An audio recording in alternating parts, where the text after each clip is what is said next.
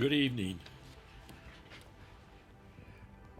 Northern Michigan got anywhere from 6 to 10 inches of snow on the ice, so it varies from place to place, but there's reports that there is slush on the lakes now.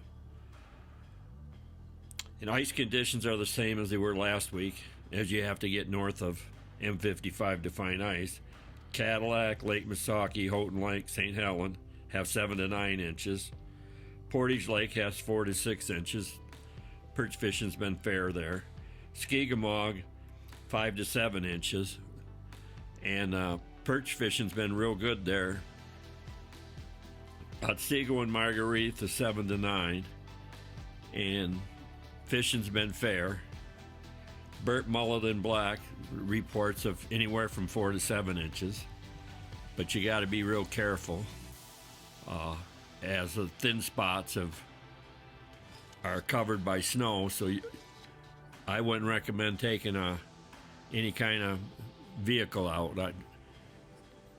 You got to spud your way out because it'll go from 6 inches to 2 inches on a lot of lakes. Higgins Lake, they're fishing, but they said it got a little scary today as all that water's coming up. And you're only on 3 to 4 inches of ice, so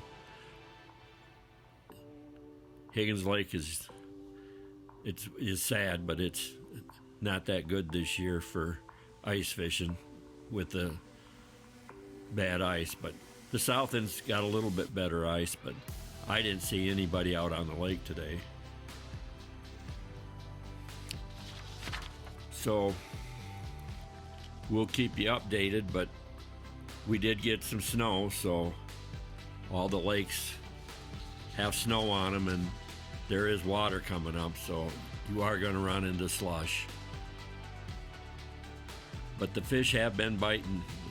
Starting Saturday, had good reports of bites everywhere. So we'll keep you updated. Thanks.